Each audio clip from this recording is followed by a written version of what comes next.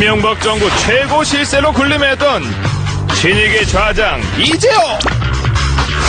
대우나 전도사로 MB정부 탄생에 혁혁한 공을 세웠던 그가 대헌전도사가 되어 돌아왔다. 박근혜 후보의 4년 중임제는 장기 집권에 불과하다면서 분권형 대통령제 공약을 촉구하고 나선 이재호 의원.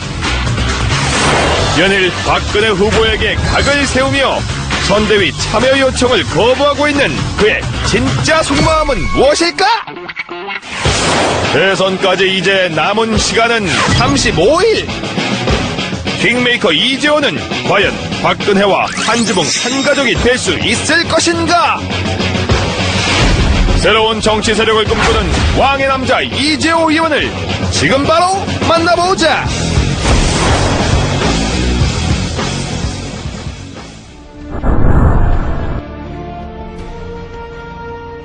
지금 대선 전국의 그 큰 국가적 이슈, 이게 없지 않습니까? 네. 이제 이명박 정부가 끝나면 과거 이제 군사 독재에서 문민정부로 끝나는 한 시기가, 그러니까 김영삼 대통령, 김대중 대통령, 노무현 대통령, 이명박 대통령. 그러면 한 20년이라는 한 이제 시대가 이제 가지 않습니까? 네. 문민화되고 난 다음에.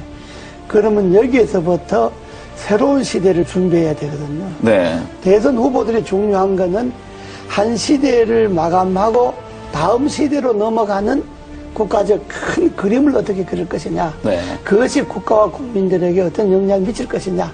이 이야기를 해야 되는데 그 이야기에서 제가 몇 년 전부터 다음 시대는 개헌이고 네. 개헌의 방향은 분권이다. 지금까지 우리나라가 권력의 문화가 지배해왔잖아요. 네.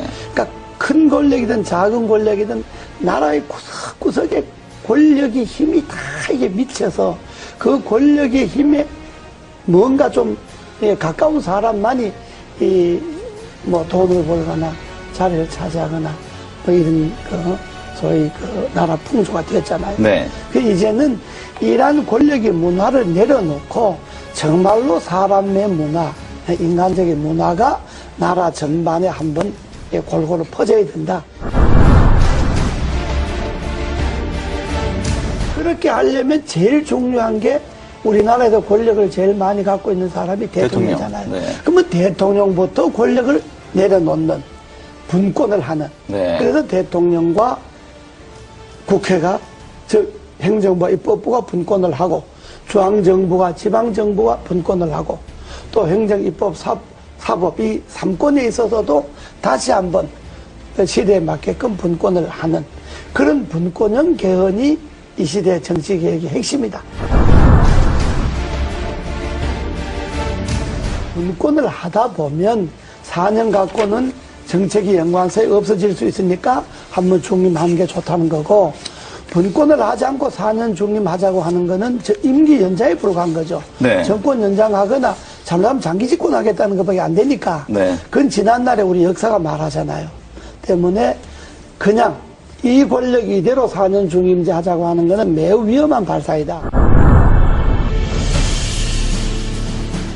이것이 지금 시대의 분권의 핵심이고 시대 정치개혁의 본질입니다. 여기에 한 정치인의 가치와 철학, 시대에 대한 안목, 미래에 대한 예견 이런 것들이 들어가서 분권형 개헌이 선진국으로 가고 대한민국 위상을 지킬 수 있는 길이다라고 하는 이 안목에서 출발해야지 단순히 권력을 잡기 위해서 이런 말 하면 표가 좀 더 올 거다 덜 올 거다 이 생각을 해갖고 후보들이 이야기하면 건 안 되죠. 저는 뭐 개헌에 대한 분권형 개헌에 대해서 제일 좋기는 취임하고 1년 안에 하겠다든지 이런 확실한 공약이 제일 필요하지만은 그러니까 그거는 또 저 생각일 수가 있으니까 또 그렇게 생각하지 않는 사람일 수도 있으니까 일단 분권형 개헌을 비롯해서 취임 1년 안에 나라의 바람직한 방향으로 개헌을 하는데 이 시대의 흐름이 나눔이잖아요. 경제도 민주화하자 그러면서 왜 권력을 민주화 안 합니까? 제 의원들이 분권형 개헌 추진 국회의원 모임을 네. 하나 만들려고 여러 의원, 여야 의원들이 만들자고 제안이 많이 들어와서 네. 아마 곧 그게 옮겨질 거예요. 하나의 또 세력 개헌 행보의 종착점은 개헌이고요. 네. 분권형 개헌이 되게 하는 네. 게 종착점이고, 되면 저는, 제가 주장하고 생각했던 것이 되면 그걸로 이제 정치인이 역할을 다 하는 거고, 네. 다만 정치인들에게만 맡겨서는 정치인들이 개인의 이해관계에 따라서 개헌을 생각하니까 국민들이 힘을 모아서 이 시대의 요구인 분권형 개헌을 하도록 하자. 네. 그래서 전국에 이제 한 4,000명 정도 모여서 창립대회를 했죠, 국민연합. 네. 그러고 이제 16개 시도 분권형 연합이 21일 날 이제 결성이 다 끝납니다. 지금은 한 8개가 결성이 됐는데, 끝나면 각 시도, 시군 분권형 개헌 국민연합 대표들이 한 1박 2일 모여서 장시간 네. 토론을 할 겁니다. 대선에 네. 분권형 개헌 문제를 어떻게 할 것이며, 또 대선 후보들 간의 이 주장을 어떻게 관철시킬 것이냐 하는 것들을 아마 전국 시도연합, 시군연합 대표들이 모여서 네. 한 1박 2일 정도 세미나를 합니다. 국민연합의 대표들이 따로 있고, 국민연합은 내가 주장하는 가치와 철학을 그게 이 시대 흐름에 맞다라고 생각하는 사람들이 네. 전국에 12만 명이 지난번에 분권형 개헌 청원을 했잖아요. 네. 지금 서명 받은 게 한 100만쯤 됩니다. 네, 벌써 그렇게 늘었습니다. 예, 이게 네. 이제 300만 서명을 받으려고 하는데, 분권형 국민연합 각 시군 대표 이 사람들은 정치를 안 한 신인들도 많이 있고요.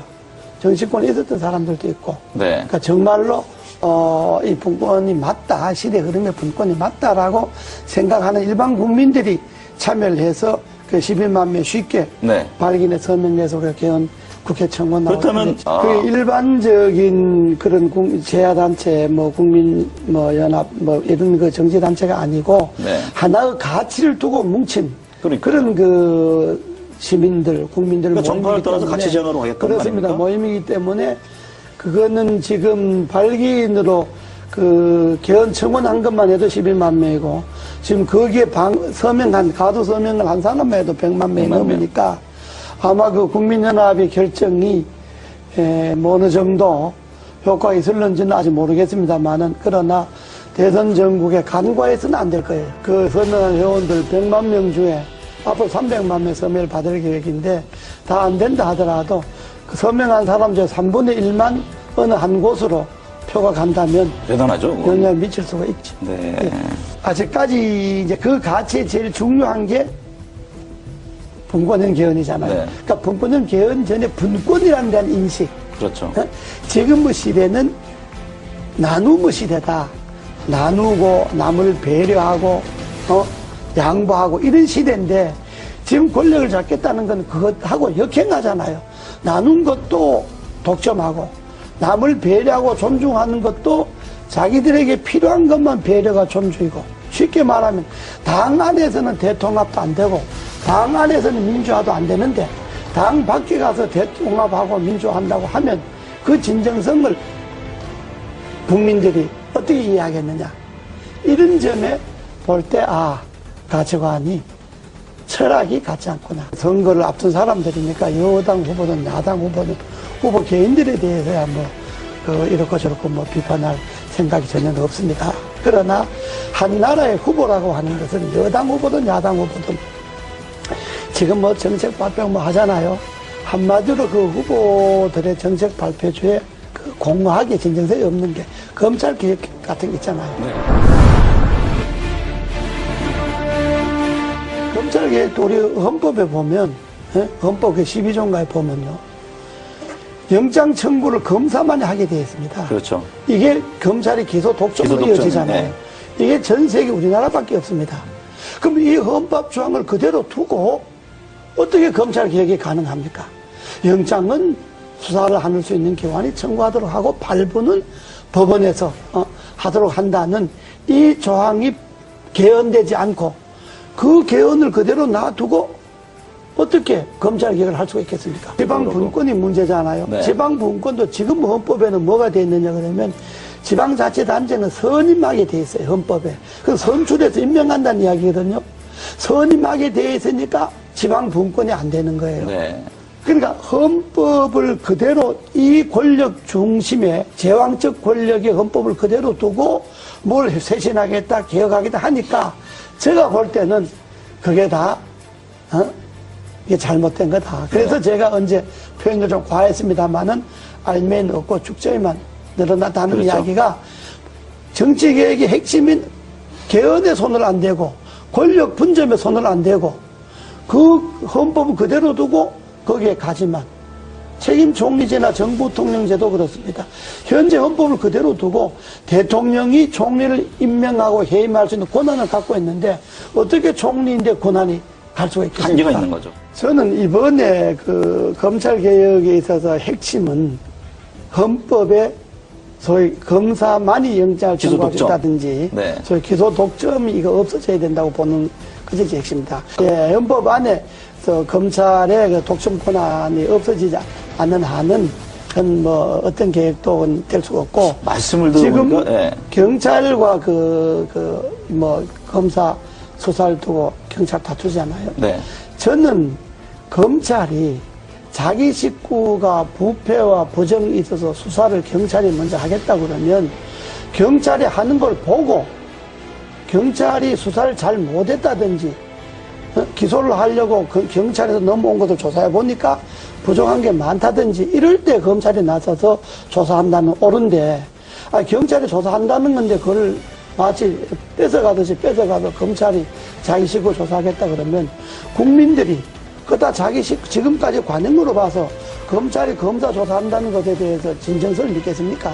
그러니까 그거는 경찰이 조사하는 건 경찰이 조사하도록 놔두고 네. 경찰 조사 결과가 미흡하다. 그러면 검찰이 손을 대야죠.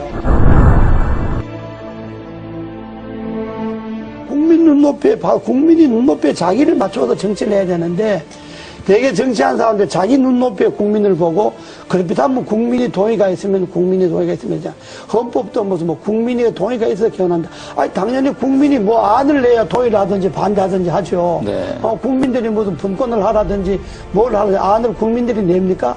정치권에서 이런 안을 내야 그래야 국민들이 동의를 하든지 반대를 하든지 하듯이 안도 안 내놓고 뭘 갖고 국민들이 동의를 합니까? 네. 그것처럼 그런 것이 다 국민들로 볼 때는 진정성이 없는 이야기다 이런 이야기.